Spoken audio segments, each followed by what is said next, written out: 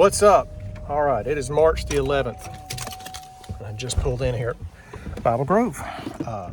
It's about 11 o'clock. It's daylight savings time, so kind of feel like we've lost an hour already. I'm up here today to go see a guy over in Lexington who wants to trade a ditch witch for a backhoe. And the backhoe sounds like it's probably the machine that we need. It's actually more machine than I ever thought we would have, if it is what he says it is. And so I came up here today to make sure that the fluids on this thing are topped off and it's in good shape, and he's going to come check it out here in a little bit, and get it started and just kind of air the tires up and do that thing, and see if we can make a horse trade here today. So that will be pretty cool. We'll have to work out a delivery. I think he's got a trailer that come get this one, but the backhoe's too big to trailer, so it would have to be brought in on a rollback.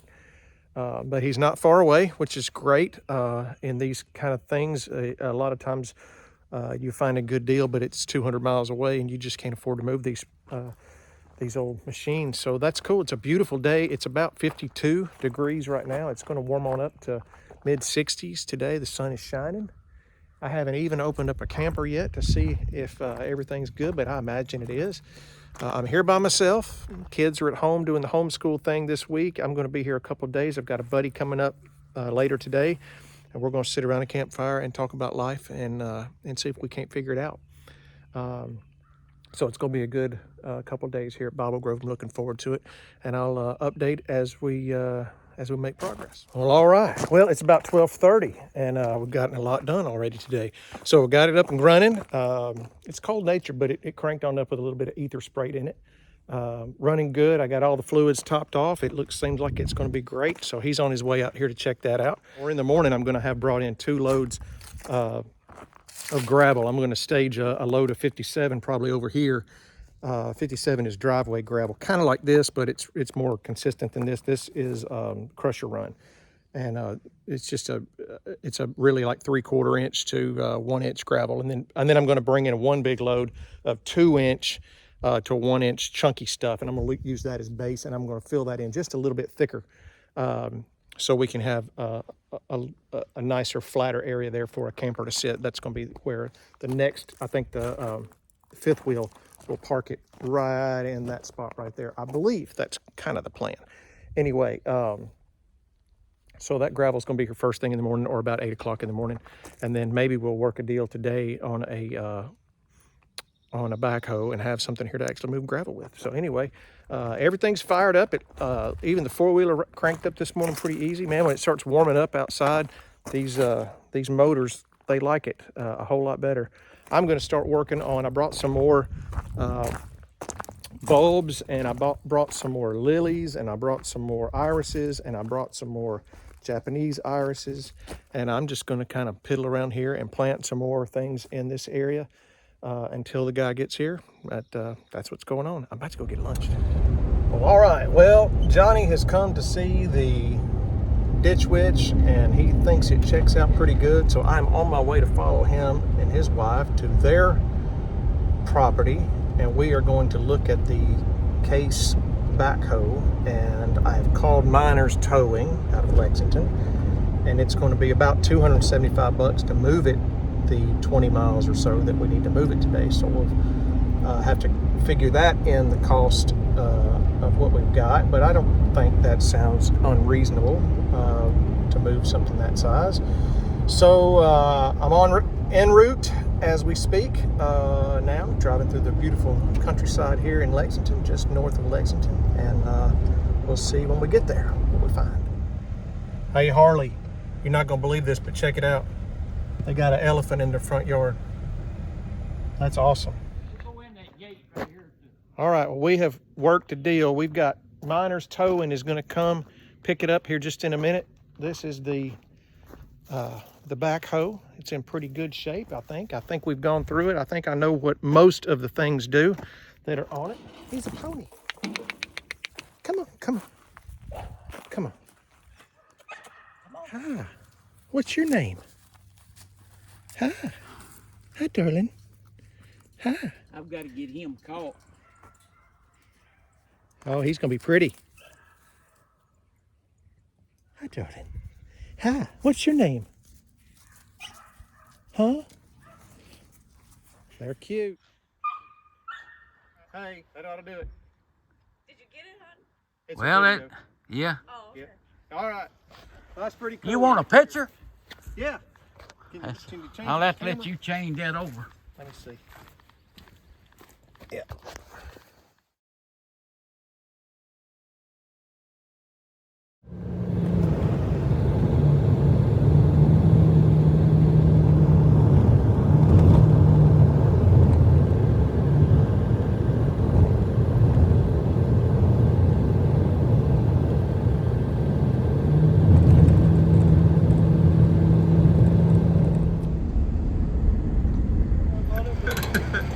It'll get off, you know, you can get it down.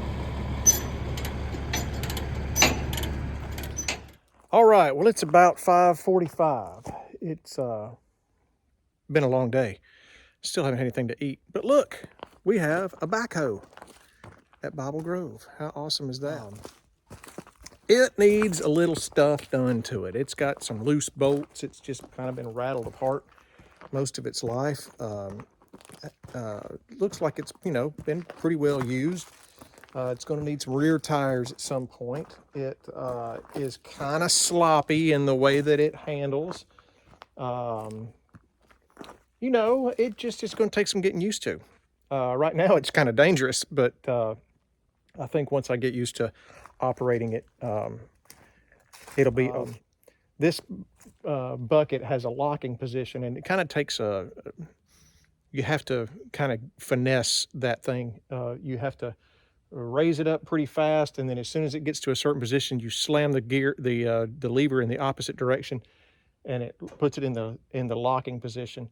And I immediately was able to do that almost the first try when I was over at Johnny's, and I have yet to be able to recreate that. So it's not going to be locked tonight. But I am going to back it up here and park it, and I've got a couple of loads of gravel coming tomorrow. So, you know, that's a pretty good little get to know me job, operating the big bucket up front and spreading gravel. I hope I'm able to do that with some degree of precision, but it may or may not be beautiful to watch. So anyway, we've got it here. The ditch witch is gone. That's a hard thing to believe. It's just been such a staple here for so long. To look out here and see something besides the ditch witch, it's almost I feel almost a little like I'm unfaithful to it. But the ditch witch was a great machine. This is going to be a great machine. It needs some attention to a few things, but will be man. What can you not do with a backhoe as long as it's running? You know, the motor sounds good. It's got a lot of hydraulic leaks and it's got a lot of creepy things, but these things do that, and they are not finesse machines. These are well, with some operators they are, but you can really tear down the side of a house with something like this. It will never be within 10 feet of the RV. It shouldn't even be that close to the RV because that boom could actually hit the RV from there. So anything that you really love, you keep away from the backhoe, especially your kids. Yes.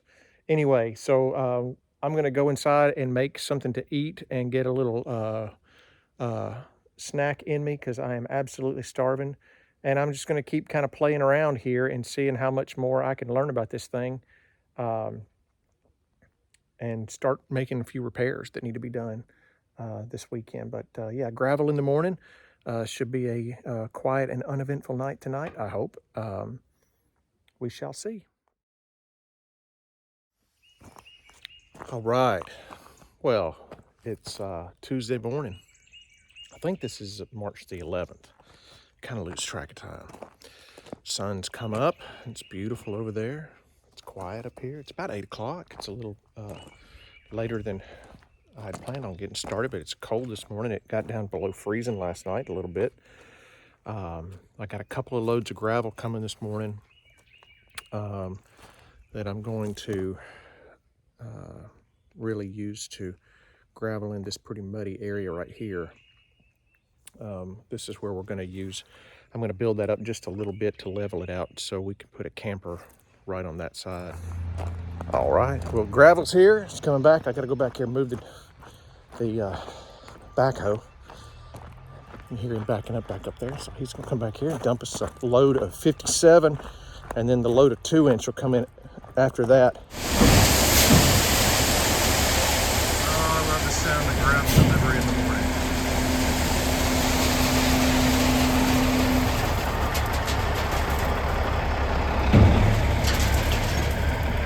Comes a big boom, Harley.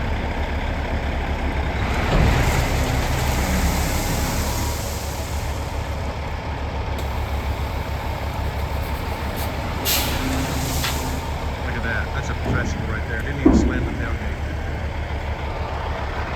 Space. I dug a little relief ditch.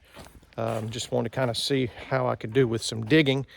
And you can see that. So what the idea is the driveway, as it slopes this way, the rain will collect kind of in this ditch and then run on out. And that's going to be filled up with some pretty good sized rock. I probably should put a culvert in there. But I can come back and do it again because I have a backhoe.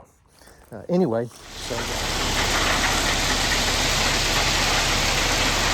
right, that's the bigger gravel, 2-inch.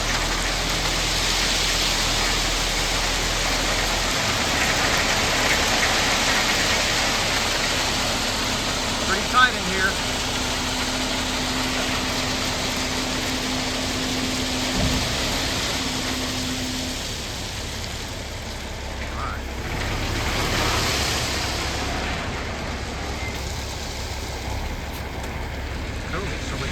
Gravel and the big gravel. All right, very good. There's Mr. Bob. Something in there when you start this, every time you drag it backwards, it's going to pack it more. All right, okay. And make less marks. Me and Mr. Bob, we have started spreading gravel, and there's a learning curve to this thing.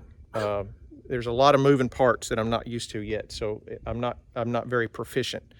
So I'm going to let him have the camera and maybe take a little bit of video of me looking like an idiot on this machine.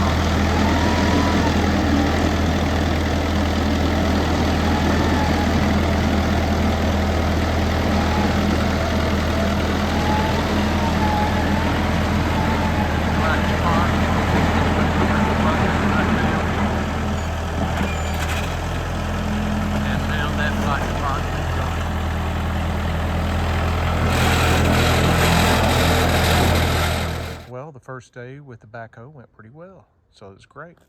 I spread the entire, not the entire, but almost the entire 2-inch gravel into that low area that we've been talking about, and it's doing good enough that you can park your car on it, which is nice, and it's not muddy, which is nice. It's a little bit soft. I think what I will do is the next time I have a load of crusher run come, I will put some crusher run on top of it. And I think those fines will eventually settle in. Now, I don't know if you can see, but all the way at the top of the driveway up there, where there's another water spigot, way up there. Let's see, can you zoom in? Maybe, oh, look at that. Zooming in. that is where I put some more gravel and a level pad up there to put a little barn down the road, and I think that's going to house our water containers.